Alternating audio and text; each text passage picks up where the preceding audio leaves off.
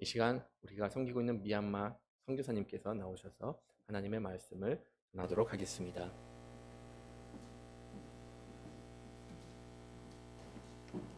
할렐루야, 반갑습니다. 또 이렇게 불러주셔서 감사하고, 사실은 작년 5월 달에 이쪽으로 이사 올 때 주로 여기서 살면서 예수마을교회에서 예배 드리고, 미얀마는 종종 잠깐 왔다 가려고 그렇게 맘먹었습니다. 제 아내 건강 때문에. 그런데 문제가 예수마을 교회에 새벽 기도를 드렸더니 기도 응답이 너무 빨라가지고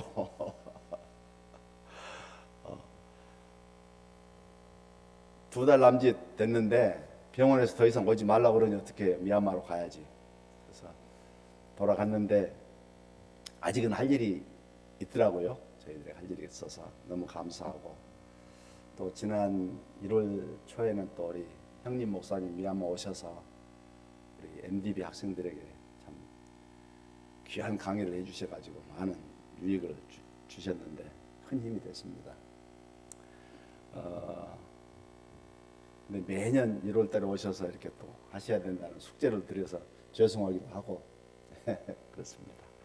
네, 잠깐 기도하겠습니다. 하나님 아버지, 미얀마 선교 상황 보고 드리고, 또 봉도가 말씀도 잠깐 나누려고 합니다. 성령께서 함께 해주셔서 온라인 오프라인으로 참석한 우리 모든 성도들에게 은혜를 주시고 기도 제목을 함께 나눌 수 있도록 인도하여 주시옵소서. 예수님 이름으로 기도합니다. 아멘. 선교 보고는 항상 이렇게 밝은 부분을 보고하고 자랑하는데, 이렇게 잘했습니다 이렇게 보고하는데, 오늘은 그 부끄러움, 어두운 부분도 말씀드리고, 또 희망 있는 부분도 말씀드리고 그렇게 하겠습니다. 먼저 우리가 지금 45개 교회를 개척을 해서 움직이고 있는데, 우리 사역자들이 7계명 문제가 아주 어렵습니다. 이거를 보고를 한 적은 없는데 우리 예수마을교회는 기도해 주시라고, 상황이 어떤지 어두운 부분을 먼저 말씀을 드리겠습니다. 기도 제목 드리는 겁니다. 한 교회는 사역자가 머리도 영특하고 컴퓨터도 잘하고 아주 잘했어요. 그 어머니도 헌신되고 아들 셋을 다 우리 신학교 보냈는데, 맏형이 사역을 하는데 새벽 기도를 제가 점검을 나가면은 못 일어나는 거예요. 그 부인도 그렇고. 근데 낮에도 이렇게 가보면은 애기 낳아서 키우고 있는 사모가 종종 없어요. 어디 갔냐 그랬더니 빨래 같은 거 힘드니까 빨래 싸가지고 좀 떨어진 이모 집에 갔다는 거예요. 거기서 며칠간 있다가 오는 거예요. 이모 집이 편한가 봐요. 그래서 제가 만났을 때 이야기를 했어요. 힘들다고 교회를 비우면 어떻게 하냐. 교회 자리 지켜라. 그래도 말을 안 들어요. 둘이 다 문제가 있는 거죠. 남자는 새벽기도 인도할 힘이 없고, 사모는 힘들어도 교회를 지키고 남편에 내조해야 되는데 힘들다고 애기 데리고, 말하자면 친정인데 이모가 사는 곳에 가고. 그런데 그걸 몇 년간 그렇게 하다가 어느 날은 우리 사역자가 사라져 버렸어요. 전화도 안 받고. 그러니까 가족도 버리고 교회도 버리고 떠나버린 거예요. 그래서 이 실상을 파악하는 데까지는 굉장히 시간이 걸렸는데, 나중에 알고 보니까 자꾸, 그러니까 이 사역자한테도 나쁜 말하자면 피가 있었던 거죠. 7계명 관련해서. 그런데다가 아내가 사모가 자꾸 자리를 비니까 거기 우리 사역자의 외갓집에서 데려다 놓은 그 자매가 있는데, 유치원 보조 교사로 봉사하고 있는데 부엌 살림도 같이 해준 거예요. 그러니까 사모 없을 때 밥도 해주고 이렇게 하다가 사고가 생긴 거예요. 늘 생겼겠죠. 아주 철없는 어린 여자인데 도망갈 때 왜 도망갔냐 했더니 애를 낳은 겁니다.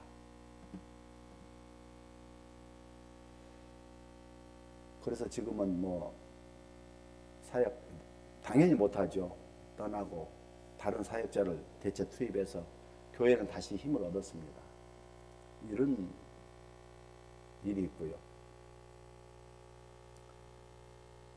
또 한 군데는 최근에 2달 전에 이제 발각됐는데 석 달 정도 됐겠네요. 한 10살 이상, 10살 정도 많은 사모하고 부인하고 같이 사는 사역자인데 늦게 신학을 했어요. 부인이 불신자일 때 남편이 신학을 했어요. 그런데 남편 따라서 부인이 같이 예수 믿겠노라고 해서 잘 믿어요. 고등학생, 중학생 남매가 있는데 그런데 3, 4개월 전에 이 사역자가 여자 성도 한 명, 과부예요. 제자 훈련을 시켰어요. 수상하니까 딸이 뒤를 캔 거예요. 했더니 말하자면 그 과부하고 같이 산 거예요. 그래서 아버지하고 딸 사이에 칼부림 나고 그래서 그 사역자도 쫓아내보냈습니다. 지금 다른 사역자를 대체 투입했습니다. 저희들이 이제 팀 사역으로 하고 목회자를 신학교에서 길러내기 때문에 대체 투입이 가능하지. 그 교회 하나고 뒤에서 서포트하는 선교사가 없다면 어떻게 됐을까? 그 교회는 없어지는 거죠. 그런 상황입니다. 이렇게 거의 이렇게 갈 위험성이 있는 사역자들이 또 한두 명 또 있고 또 한 명은 제가 기숙사에서 10살 때부터 키운 11살 때부터 12살, 13살 때부터 키웠군요. 데려다가 건 20년 키웠는데 자기가 신학하겠다고 신학교를 왔어요. 신학교 졸업 한 학기 놔두고 결혼했습니다. 결혼해서 아이까지 있고 그 아이 이름을 제가 아이 이름도 지어줬는데 영어도 잘하고 실력이 제일 좋죠. 한 학기 남겨놓고 자기 가정이 있고 분이 있는데 아기까지 있는데 여학생 한 명하고 또 이렇게 연애를 한 거예요. 그리고 그걸 주변에 신학생들이 알게 되죠. 알아서 주의를 줬더니 그 여자도 학교를 그만두고 얘도 한 학기 놔두고 한 학기도 한 2달 정도 남겨놓고 학교를 그만두고 떠났습니다. 떠나서는 저희 팀이 아닌 다른 한국 선교사가 사역을 하는데 거기 가서 자기를 써달라고 했는가 봐요. 그리고 거기서 지금 교회 담임을 시키고 있어요. 우리가 그 상황을 알려줬음에도 불구하고. 그런데 그 사역자를 비난할 생각은 전혀 없는데 버마족 사역자가 그만큼 귀하니까 이 사역자가 한 말을 그대로 믿어주고 싶은 거예요. 자기 잘못 없다 그러니까 없는 걸 치고 사역을 시키고 있고. 이렇게 큰 사건이 3건이나 있어요. 이 아이는 담임 맡기 전이었어요. 담임 맡기 전에 제 1교회 담임을 지방 거점으로 보내고 거기 후임으로 하려고 내정을 해놨었는데 이렇게 됐어요. 이게 그 나라 우리 사역자들 수준이 그 7계명에 관해서 굉장히 취약하고 또 마귀도 평신도 공격한 것보다 목회자를 더 공격하는 것 같아요. 그래서 미얀마 선교를 위해서 기도하실 때 사역자들이 정말 성령 충만하고 말씀 충만해서 마귀의 이런 유혹에 넘어가지 않도록, 실계명에 넘어가지 않도록. 성도들은 얼마나 힘들겠어요. 얼마나 더 어렵겠어요. 목회자들이 이럴 정도로. 그래서 잘 되는 것만 우리가 보고 하지만은 수면 아래에서는 이런 일도 있다. 그래서 우리 팀 사역에 가는 우리 모든 선교사들이 정말 가슴 아래를 앓고 기도하고 그러고 있는 상황입니다. 그 교회는 하나님 지켜주셔서 다른 사역자를 투입해서 잘 회복하고 하고 있습니다. 이런 부분에 대해서 미얀마 선교를 위해서 기도하실 때 사역자들이 정말 성결하도록 기도 부탁드립니다. 반면에 이제 제일 믿음직스러운 사역자 한 명을 소개하는데, 이 사역자는 카렌족입니다. 카렌족, 버마족이 아니고 신학 1기생인데 지금은 사역을 잘하고 있습니다만, 졸업하고 사역을 잘 하다가 어느 날 갑자기 도망갔어요. 자기 고향 갔어요. 왜 간자 했더니 자기는 카렌족이기 때문에 자기 종족을 위해 사역을 하겠다고 고향 교회에서 부른 거예요. 고향 교회에서 부르니까 카렌족의 부름에 거역을 못하고 저희들이 정성 들여서 길러놓은 그 은혜는 팽개치고 가버린 거예요, 고향으로. 그만큼 종족의 벽이 높습니다. 특히 카렌족 크리스찬들을 버마족이 굉장히 경계를 하고 그렇습니다. 카렌족 크리스찬을 중심으로 한 반군이 가장 큰 세력이 큰 반군이고 그래요. 옛날에 영국 식민지 끝나고 나서 영국 식민지 때 카렌족을 중간 관리자로 활용을 했어요. 영국이 통치하면서 카렌족들이 말을 잘 들고 충성스럽고 정직하니까. 근데 그 반감 때문에 버마족들이 영국 물러간 다음에 카렌족 마을을 집단 학살도 하고 이래서 굉장히 앙금이 강해요. 그런 게 안해가 있기 때문에 우리 사역자들이 카렌족도 있고 버마족도 있는데 니네들 잘 지내봐라 이런 얘기를 함부로 못합니다. 오히려 그냥 기름에 불지른 꼴이 됩니다. 그래서 자기 고향 사역한다고 가가지고 얼마나 난감해요. 충성스럽게 사역 잘하는 친구가 하루아침 가버리니까. 그런데 그때 마침 2년인가 후배 되는 자매하고 연애를 하고 있었어요. 우리 신학교 다니고 있는 신학교 다니고 4학년이 다니고 있는 2년 후배하고 연애를 하고 있는데 그 자매한테 물어봤어요. 너 따라갈래? 자기는 싫다는 거예요. 그럼 잘 됐다 싶어서 이제 미인계를 썼습니다. 네가 이야기를 해라. 나는 절대 안 따라간다고 이야기해라. 돌아오지 않으면 끝이라고 이야기해라. 그렇게 이야기했어요. 그렇게 이야기하고 저는 무조건 고향으로 갔습니다. 가가지고 갔더니 순순히 따라오더라고요. 왜냐하면 자기 애인이 있으니까. 그래서 미인계를 써서 성공해서 하나님이 돌아오게 하신 거죠. 지금 결혼해서 제 1교회 담임을 잘하고 있습니다.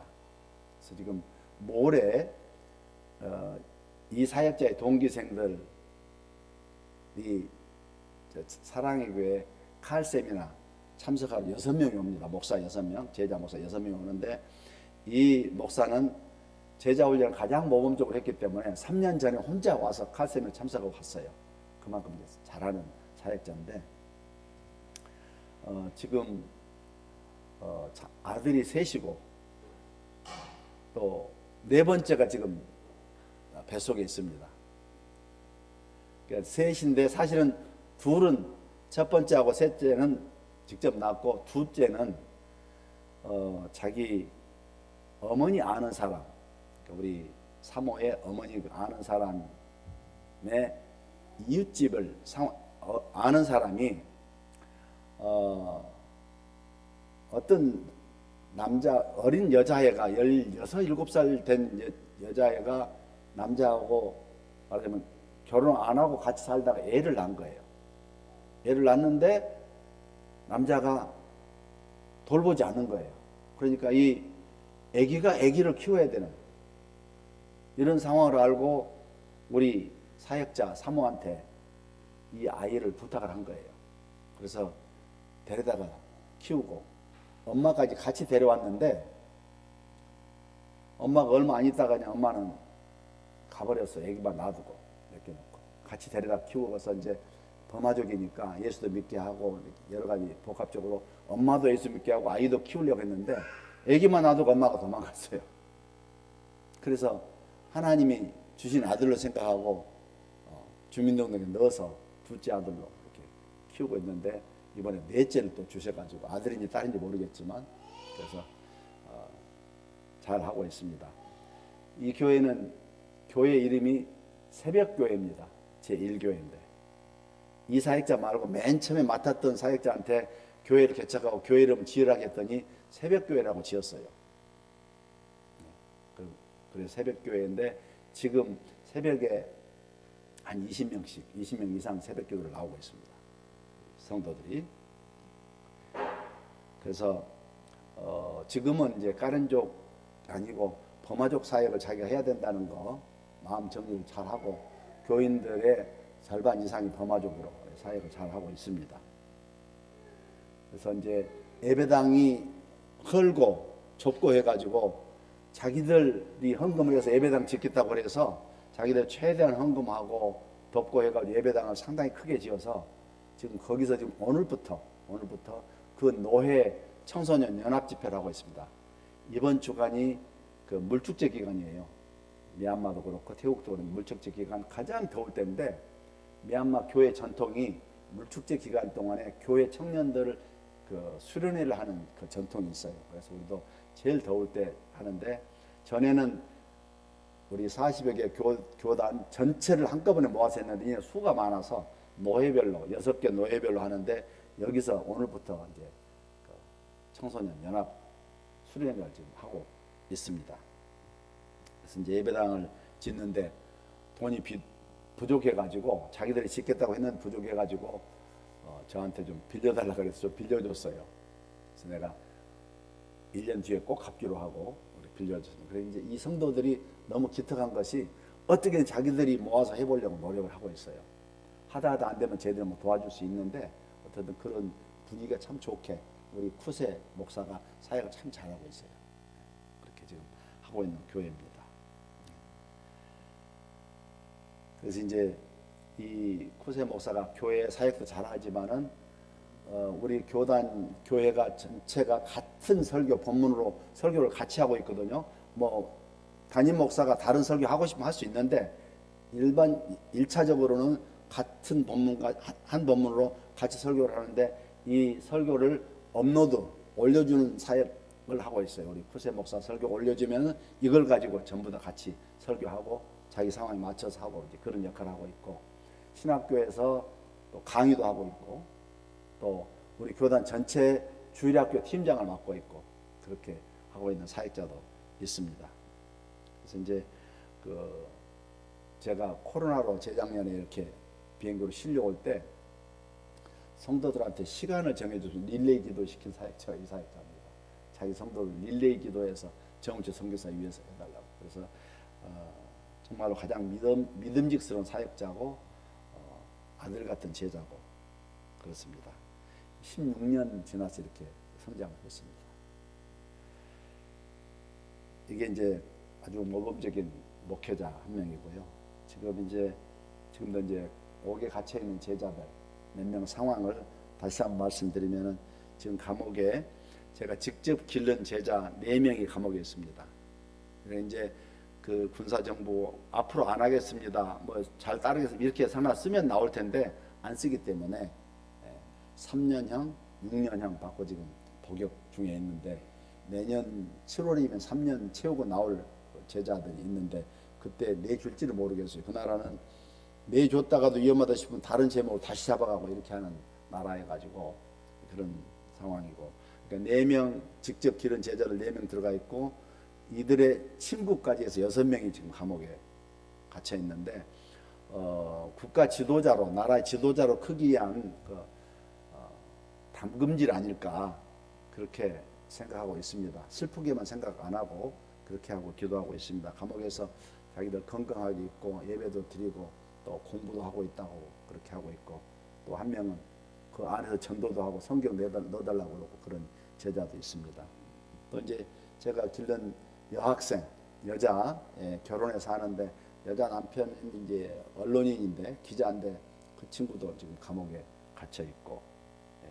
성도 중에 한 교회 어린 학생 뭐 13살 정도밖에 안 되는데 그 학교 담임 선생님이 피살당했는데 이 아이를 지목해 가지고 이 아이가 주겠다고 해 가지고 지금 감옥에 가다 놓고 그런 아이도 있고 그렇습니다. 그리고 또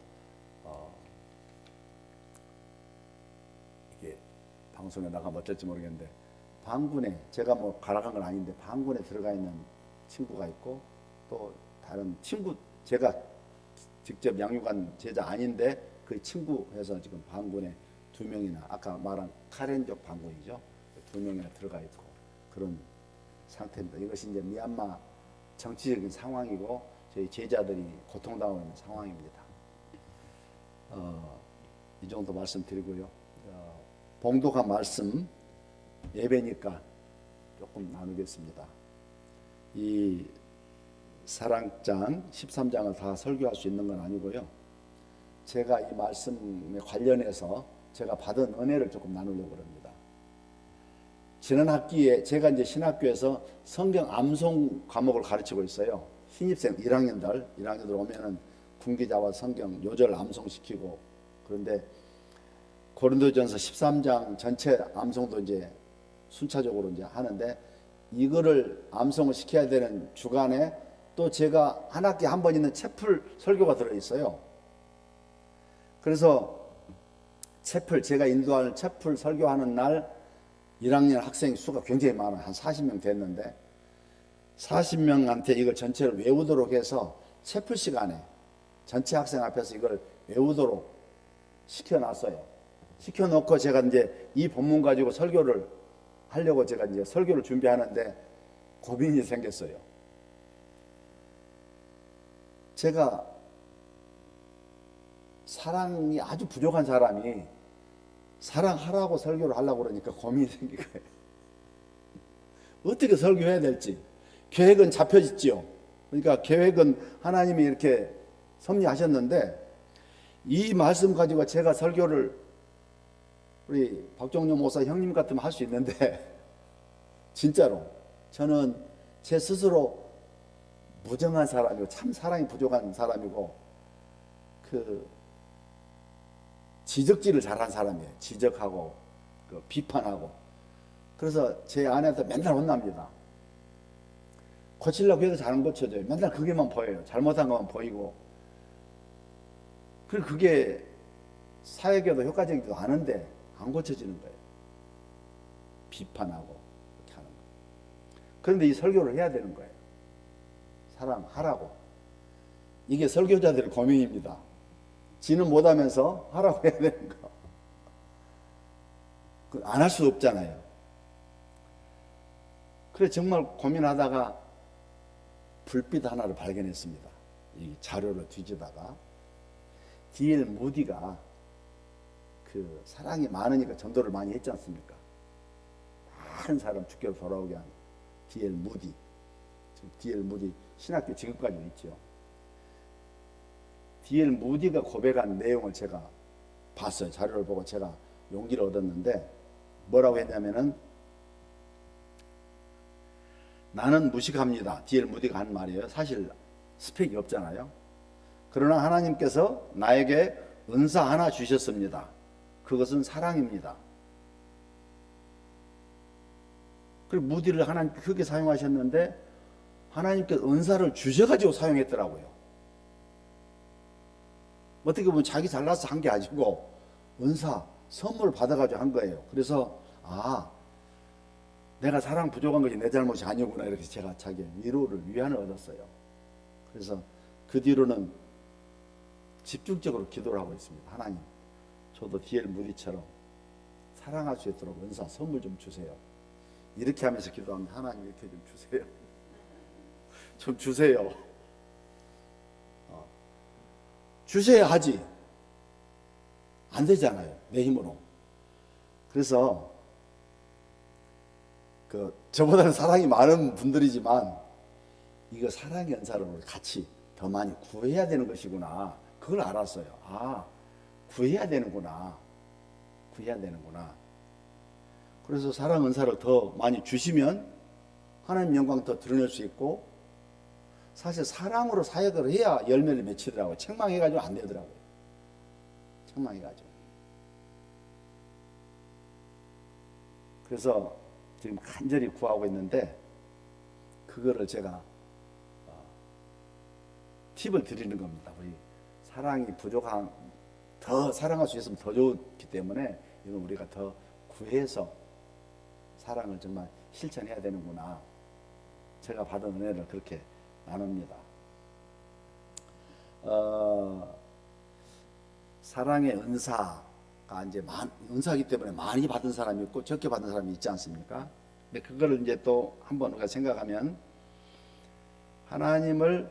하나님이 나한테 주신 사랑을 감사하는 만큼 사랑할 수 있게 될 것 같아요. 받은 사랑을 감사를 아는 만큼, 감사를 체득하고 감사하는 만큼, 그래서 받은 사람 사랑할 수 있다고 그러잖아요. 그래서 하나님께서 생명 주셨고 영생 주셨고 모든 필요한 거 공급해 주셨고 건강도 주셨고 길도 인도하시는 것이 사실이라면 그 사랑을 우리가 더 알아야 되겠구나. 제 스스로 한 말입니다. 사랑을 아는 만큼 사랑할 수 있는 힘이 되겠다. 그래서 제가 깨달은 것을 이 시간 잠깐 나눕니다. 그래서 모든 것이 은혜의 찬송을 했는데 정말 그 찬송 내용대로 다 은혜인데, 이거 우리가 되돌려 줘야 될 의무가 있는데, 그거 잊고 정은채는 비판하고 판단하고 그것만 했어요. 그래서 앞으로는 이제 나이도 먹었으니까 70도 넘었으니까 이제 정말 비판하고 판단하고 정죄하는 거 싹 내려놓고 사랑하면서 살아보려고 노력하고 있습니다. 할렐루야. 같이 한번 기도하시죠.